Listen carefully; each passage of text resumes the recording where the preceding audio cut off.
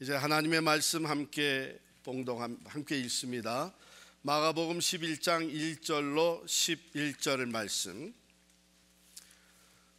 마가복음 11장 1절로 11절 말씀을 여러분과 제가 교독합니다. 제가 먼저 1절을 읽습니다. 그들이 예루살렘에 가까이 와서 감람산 벳바게와 베다니에 이르렀을 때에 예수께서 제자 중 둘을 보내시며 이르시되 너희는 맞은편 마을로 가라. 그리로 들어가면 곧 아직 아무도 타보지 않은 나귀 새끼가 매어 있는 것을 보리니 풀어 끌고 오라. 만일 누가 너희에게 왜 이렇게 하느냐 묻거든 주가 쓰시겠다 하라. 그리하면 즉시 이리로 보내리라 하시니 제자들이 가서 본즉 나귀 새끼가 문 앞 거리에 매여 있는지라. 그것을 푸니 거기 서 있는 사람 중 어떤 이들이 이르되 나귀 새끼를 풀어 무엇하려느냐 하며 제자들이 예수께서 이르신 대로 말한대 이에 허락하는지라. 나귀 새끼를 예수께로 끌고 와서 자기들의 겉옷을 그 위에 얹어 놓음에 예수께서 타시니 많은 사람들은 자기들의 겉옷을 또 다른 이들은 들에서 벤 나무가지를 길에 펴며 앞에서 가고 뒤에서 따르는 자들이 소리 지르되 호산나 찬송하리로다. 주의 이름으로 오시는 이여 찬송하리로다. 오는 우리 조상 다윗의 나라여 가장 높은 곳에서 호산나 하더라. 다 같이 예수께서 예루살렘에 이르러 성전에 들어가사 모든 것을 둘러보시고 때가 이미 저물매 12 제자를 데리시고 베다니에 나가시니라. 아멘. 오늘 종료주일 우리 예배 시작할 때 우리 순서 맡으신 분들 또 찬양대원들이 이 팜트리 종려나무 가지를 들고 쫙 줄을 서니까 그 옆에 우리 아마 고등학생이었던 것 같아요. 서 있다가 보면서 Why do they carry this branch? 그러는 거예요. 그래서 제가 이게 오늘이 팜 선데이다. 이게 팜. I saw that in Hawaii. 그러더라고요.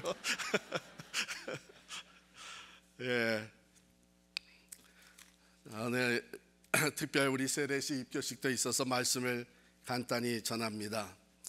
로마의 유명한 유적지 중에 하나가 바로 개선문이죠. 개선문 여러 개가 있는데 전쟁에서 승리한 장군이 행렬의 선두에 섭니다. 전차를 탑니다. 선두에 그 화려하고 늠름한 말들이 이끄는 그 전차를 타고, 잘 아시죠? 그 이륜 전차 타고 시내 중요 도시를 쭉 행진을 합니다. 로마인들은 바로 이 개선 행진, 빅토리 퍼레이드에 참여하는 것이 가장 큰 영광 중에 하나였어요. 오늘 본문에 나오는 것도 바로 그 예수님의 예루살렘 입성인데요. 이것을 우리가 영어로는 Triumphal Entry라고 합니다. 이게 개선 행렬이에요. 예수님께서 여러 번 예루살렘 성에 올라가셨는데, 예루살렘 성전에 가셨는데 절기마다 가셨죠. 근데 이때만큼은 특별한 방법으로 올라가셨습니다. 승리자의 모습으로. 여러분이 잘 아시는 대로 수많은 사람들이 앞에서 쏟아져 내려오면서 환영하였고 뒤에서 따르면서 환영을 했습니다. 뭐라고 소리 질렀죠? 호산나, 호산나. 가장 높은 곳에서 호산나 하더라. 근데 좀 더 구체적으로 보면 찬송하리로다. 오는 우리 조상 다윗의 나라여 가장 높은 곳에서 호산나 하더라 그랬어요. 이 모든 사람들은 참 평화를 추구하고 있었던 것이죠. 로마 식민지로 있으면서 이제 이 팜트리 종려나무 가지를 쳐들고서는 호산나 다윗의 자손이요 가장 높은 곳에서 호산나. 이건 매우 위험한 일이에요. 이건 마치 어떤 건가 하면 우리 일제 산하에서 우리 민족이 대한민국 만세, 대한민국 만세를 외쳤던 것과 마찬가지예요. 수많은 사람들이 총에 맞아 죽었습니다. 끌려갔습니다. 고통을 당했습니다. 로마가 장악하고 있는 그 땅에서 왕을 추대하면서 다윗의 왕국을 회복시켜 달라고 호산나, save now, 구원하소서. 얼마나 위험한 일이에요. 여러분, 이렇게 위험한 일인데도 백성들이 수많은 군중들이 따르면서 외쳤던 이유가 있습니다. 왜냐하면 확신이 있었어요. 확신. 예수 그리스도가 하신 모든 일, 그 놀라운 기적과 표적, 그리고 그가 가르치신 권위 있는 말씀, 종교 지도자들도 입 다물고 아무 대답도 못하게 만드신 그 권위, 분명히 이분은 하나님께서 보내주신 메시아다, 확신이 있었어요. 더군다나 예수님이 나귀 새끼를 타고 들어가시는 거예요. 일반 개선 행렬이라면 늠름한 말을 타고 승리한 모습으로 들어갔는데 예수님이 나귀 새끼를 타고 가신 이것이 더더욱 확신을 더해준 겁니다. 왜냐하면 예언되었던 말씀 그대로였기 때문이에요. 스가랴 9장 9절 말씀입니다. 시온에 따라 크게 기뻐할지어다, 예루살렘에 따라 즐거이 부를지어다. 보라, 내 왕이 내게 임하시나니 그는 공의로우시며 구원을 베푸시며 겸손하여서 나귀를 타시나니 나귀의 작은 것 곧 나귀 새끼니라. 말을 타고 들어가는 것은 정복자의 승리입니다. 나귀 새끼를 타고 가는 것은 겸손하고 평화의 왕으로 오신 메시아의 모습입니다. 왜? 예언되었어요. 예수님의 생애는 시작부터 마지막 십자가에 달려 돌아가실 때까지 철저하게 하나님의 말씀 중심이었습니다. 즉 예언되었던 모든 말씀이 그의 삶을 통해서 성취된 것입니다. 그러니까 나귀 새끼를 탄 걸 보면서 더더욱 확신이 있었던 거예요. 유대인들은 하나님의 말씀을 이미 알고 있었던 것 아닙니까? 그런데 하루 이틀 지나면서 사람들의 마음이 변하기 시작했습니다. 결국은 일주일도 채 가지 못해서 바로 그 주간 금요일에 이 군중들이 다시 소리치기 시작을 합니다. Crucify him, crucify him. 십자가에 못 박으소서, 십자가에 못 박으소서.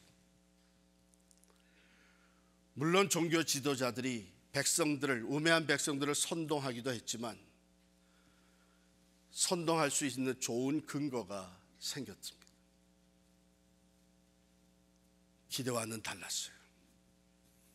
예루살렘에 입성하시고는 이제는 그가 가지신 하늘과 땅의 권세를 가지고 로마를 뒤집어 엎으리라 기대했는데 하루 이틀 지나면서 나오는 얘기, 들려오는 소문을 보니까 그가 죽임을 당하게 될 것이다.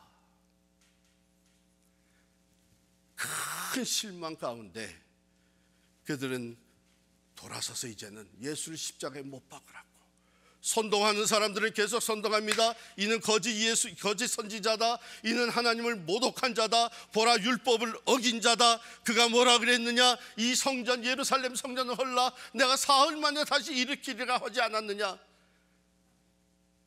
모든 백성들과 종교 지도자들이 예수를 십자가에 못 박으라고.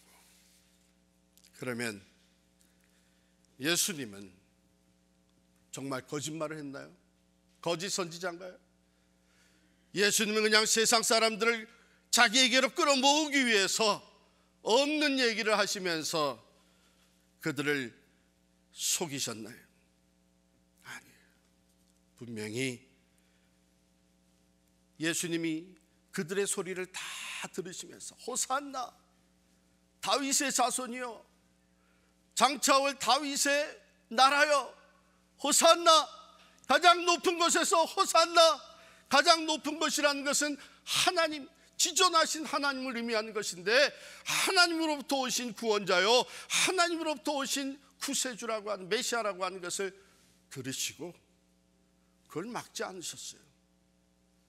그걸 다 들으시고 그 환영을 다 받으시고 그리고 예루살렘으로 들어가셨습니다. 예수님은 분명히 하나님의 예언의 말씀을 다 성취하셨습니다. 예수님 분명히 왕으로 오셨습니다. 예수는 분명히 그들이 기대하는 대로 구원을 Save now, 구원을 이루셨습니다. 그런데 그게 백성들이 기대했던 것은 아닙니다. 오늘날에도 우리는 하나님의 말씀을 많이 듣고 하나님의 살아계심을 고백하고 예수의 이름으로 하나님 앞에 기도를 합니다. 그런데 내 기대와 틀리다고, 내가 원했던 것은 다르다고 신앙이 흔들리고 믿음이 약해지는 거예요. 그 중에 나의 교회를 떠난 사람도 있습니다. 하나님을 원망하고 등을 돌리는 사람도 있습니다. 하나님이 잘못되셔서 그렇습니까? 성경 말씀이 틀렸습니까? 우리의 기대가 잘못된 거예요. 그들은 이 세상 나라 원했습니다. 그러나 주님은 이 세상 나라, 아무리 다윗 왕국을 회복시킨다고 해도 거기엔 참 평화가 없음을 이미 보여주셨고 그것을 알고 있었습니다. 다윗 왕국은 넘어갔습니다. 그 다음 때를 지나서 이스라엘은 두 동강이가 났습니다. 북이스라엘, 유다 왕국. 수많은 왕들이 세워졌지만 악한 왕들이 오히려 백성들로 하여금 하나님을 떠나게 하였고 그 귀한 백성들이 아수르에게 멸망하고 바벨론의 포로로 잡혀갔습니다. 그러니까 이 세상 나라 다윗 왕국을 다시 재건해도 거기엔 참 평화가 없다는 것을 역사가 보여주고 있고 예수님은 너무나 알고 계십니다. 진정한 평화, 참된 평화는 하나님을 떠난 인생이 하나님과의 관계가 다시 회복되어져서 하나님 품에 안길 때에 그때 참 평화가 있다.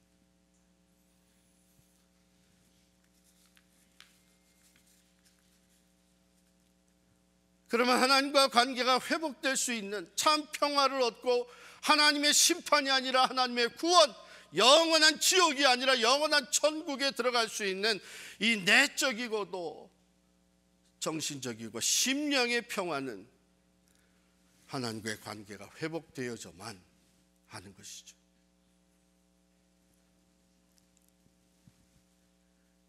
그 관계 회복을 위해서 예수님은 예루살렘의 평화의 왕으로 입성하셨고 계속 앞을 향해 나아가시더니 결국은 골고다 언덕 십자가에 달렸습니다. 하나님과 우리의 관계를 단절시킨 이 죄의 짐을 그가 다 대신 짊어지시고 거기서 대속의 제물이 되어주심, 죄값을 대신 치러주시는 대속의 제물이 되어주심으로 말미암아 죽음의 값이, 죄값이 치러지고 우리는 하나님과 다시 화목한 관계를 갖게 되며 하나님 품에 안겨 세상은 줄 수 없는, 아니 세상은 알지도 못하는 참 평화를 누리되 영원히 누릴 수 있는 영생과 평화를 얻게 된 것이죠.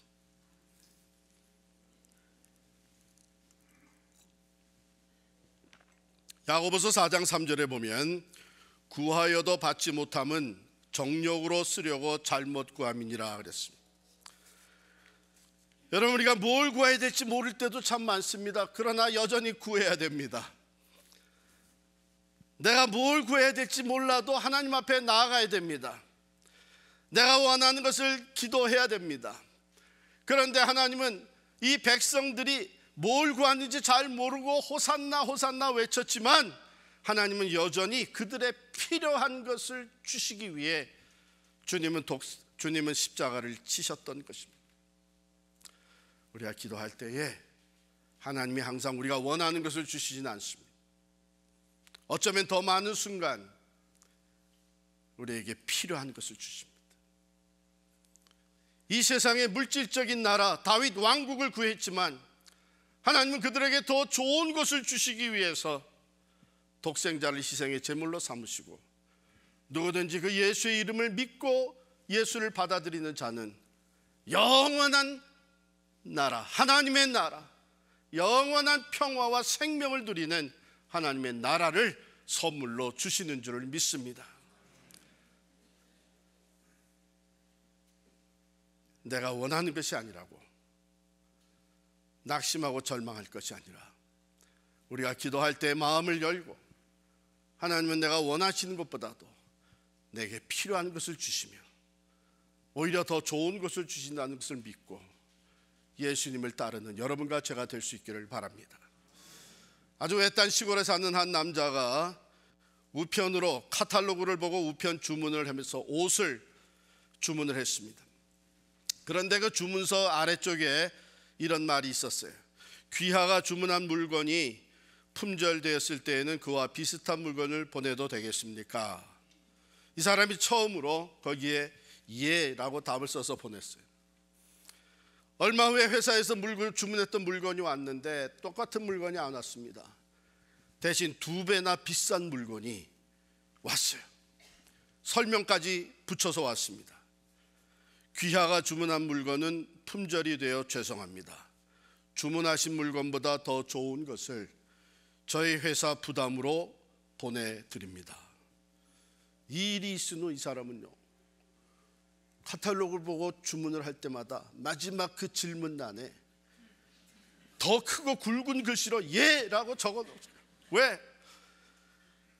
대신 보내주는 물건은 항상 더 좋은 것이라는 것을 맛봤기 때문에, 실망하지 않을 것을 확신하기 때문에 예라고 적어 보냈어요. 근데 여러분 오늘날 그렇게 하면 안 돼요. 오늘날에 그 사기치는 것도 많아요. 제가 한번 속았거든요. 네. 여기 있는 것 중에 선물을 받고 싶은 선물을 선택하세요. 그래서 선택을 딱 했어요. 그랬더니 그 다음에 이게 품절이 됐으면 다른 것을 보내줘도 좋습니까? 그래서 좋습니다. 또 보니까 다른 것들 보니까 다 괜찮은 것 같아요. 왔는데 얼마 못 쓰고 버렸어요. 그러나 우리 하나님은 신실하십니다. 하나님은 우리가 구할 때 더 좋은 것을 주시기를 원하십니다. 예수 그리스도 안에서 이 땅의 평화, 잠시 평화로운 것 같지만 이 땅에 참 평화가 없는 것을 아시는 하나님은 우리에게 영원한 평화를 예수 그리스도 안에서 주시는 줄 믿습니다. 이 땅의 나라, 잠시 있었던 로마 제국이 아무리 강했어도 멸망했습니다.